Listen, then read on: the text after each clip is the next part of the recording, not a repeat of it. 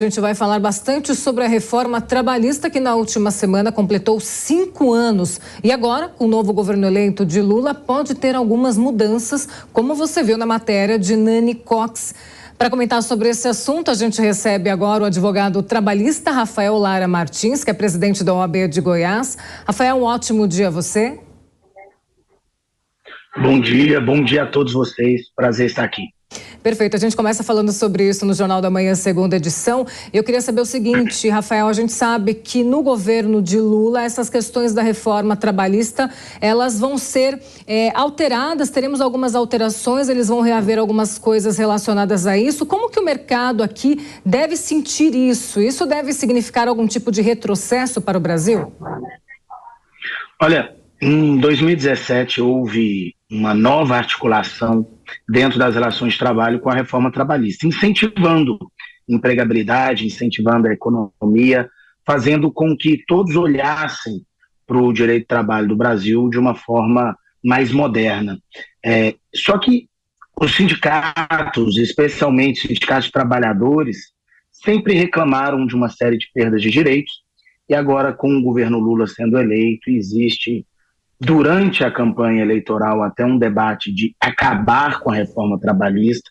Isso depois acabou sendo colocado em um segundo plano, disseram que não ia ser bem isso, até porque geraria uma instabilidade muito grande dentro das relações da economia, e começa-se um debate de reformas pontuais, de mudanças pontuais do que a gente viu acontecer na reforma trabalhista. São 5 anos que ela teve a vigência da Lei 13.467 de 2017, e nesses 5 anos nós ainda estamos em processo de amadurecimento, especialmente da jurisprudência.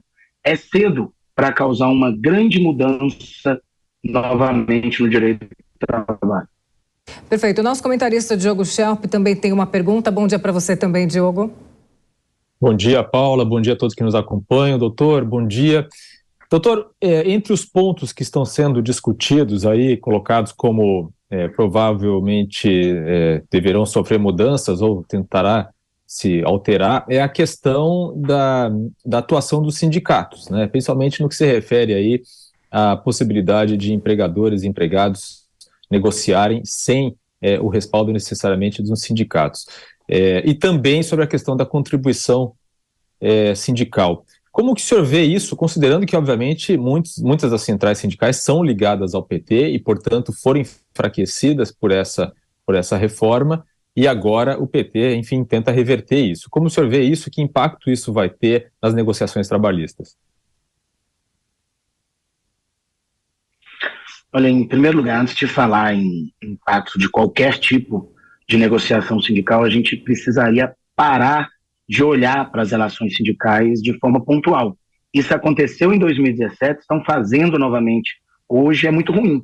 É muito ruim porque a gente precisaria verdadeiramente de uma reforma sindical no Brasil. Nós precisaríamos de repensar o modelo de sindicatos, o modelo de sindicalismo que nós temos no Brasil. Nós temos um sindicalismo compulsório, no seguinte sentido: os trabalhadores de determinada empresa, apesar de a Constituição dizer que há liberdade sindical, eles não têm na prática no Brasil qualquer tipo de liberdade. Se a pessoa trabalha em uma determinada empresa, ela é automaticamente vinculada, queira ela ou não, a um determinado sindicato. O que há é o direito de ela associar-se, como fosse uma associação civil. Aí ela passa a contribuir voluntariamente, uma espécie de como se clube fosse. Eu passo a pertencer porque eu quero, mas a vinculação dele é obrigatória. Enquanto que o ideal é a gente realmente fazer que essa reflexão da liberdade sindical no Brasil viesse à tona. Para isso, uma grande reforma. Então, simplesmente alterar para falar de voltar negociações, no lugar de negociação direto do trabalhador, negociações com o sindicato, é fortalecer novamente o sindicato de uma maneira equivocada, como existia no passado. Os sindicatos devem sim ser fortalecidos, mas de uma maneira que possam trazer respostas com coerência daqueles que buscam levar vantagens àqueles que querem se associar, que são os trabalhadores. Perfeito, doutor. Queria fazer uma pergunta ao senhor, falar sobre esse imposto sindical para o trabalhador. No caso, o trabalhador, caso tenha essa alteração, ele deverá pagar algum imposto mais uma vez? A gente tinha isso antigamente. Antigamente, mais uma vez, o empregado era obrigado a pagar aquele sindicato que ele sequer escolheu. E aí, um dia de salário dele no ano era descontado e ele pagava esse sindicato. Também era muito comum existirem outras responsabilidades de pagamento pelos trabalhadores nas convenções coletivas. Em 2017, houve a mudança e todos esses pagamentos passaram a não ser obrigatórios. O trabalhador pagava o sindicato se ele quisesse, se ele acreditasse no trabalho que está sendo feito pelo sindicato, se ele entendesse que o bem o representa. E agora o que se quer com essa mudança é fazer com que o sindicato passe a receber dinheiro de novo do trabalhador, sem permitir que o trabalhador tenha a liberdade de dizer esse sindicato bem me representa ou não. Portanto, se for feita a alteração, o trabalhador volta a ter, sem direito de se recusar, que pagar o sindicato. Diogo, mais uma pergunta? Sim, sobre o trabalho intermitente, doutor, em que medida isso, ao ser incluído aí na reforma trabalhista, em que medida isso auxiliou empregadores a ter esses trabalhadores de forma legal, de forma oficial, sem precisar incorrer em nenhuma infração trabalhista, e de que maneira a mudança dessa regra pode justamente atrapalhar até a empregabilidade?